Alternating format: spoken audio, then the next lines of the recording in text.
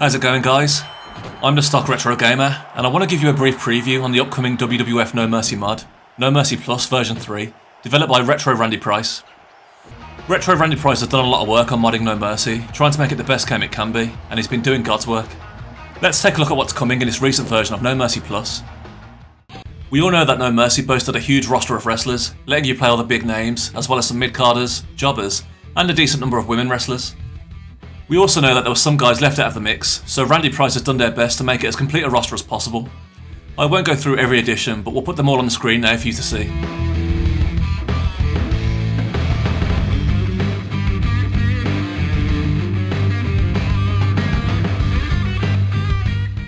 All these additions will come complete with their signature moveset, entrance theme, and taunts. All the hidden unlockable wrestlers are readily available for you to be without having to slog it out in the championship mode too. The game will be kept WWE era specific, so you won't find any wildcards in there like Hogan or Brock, but you can always get creative and create a wrestler if you want. The moveset in No Mercy was a vast improvement on its predecessors, giving a lot of moves more fluidity and realism. This mod goes one step further by redesigning several moves that didn't quite look the part.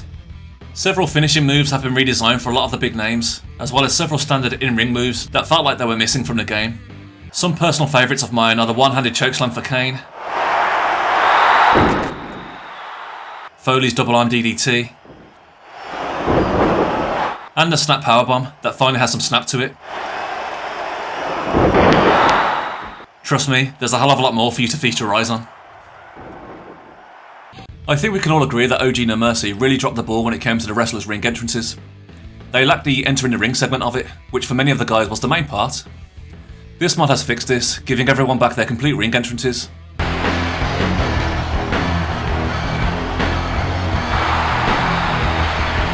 Tag teams will now come out together, which was also missing from the OG game and was a bit of a travesty, so nice to have this come back.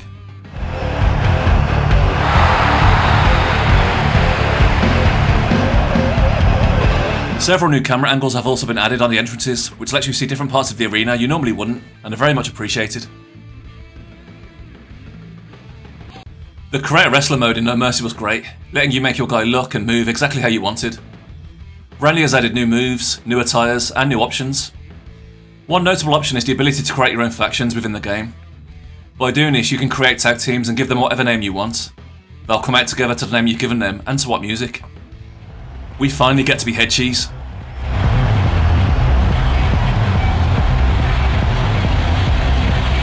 What is everybody long?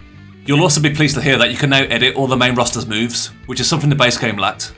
Randy has added new complete attires for some guys too, who he wasn't able to squeeze in the game, which I think you'll be very happy to see. Tables. Use of tables in the Attitude Era was commonplace, so it was a bit puzzling to not see their inclusion in the base game. I'm guessing space limitation was the issue. Tables are now a weapon you can pluck from the crowd just like regular weapons, and you can set them up wherever you want. As 6 weapons was the maximum amount you could have, then 6 tables is also doable. Needless to say, having tables in No Mercy is what a lot of us fans have been waiting for a long time, and they don't disappoint. At this point in time, you can only put them through a table. You can't place your opponent's body on top of one, just like you can the announcer table, but I believe Randy has this in mind, and perhaps more options.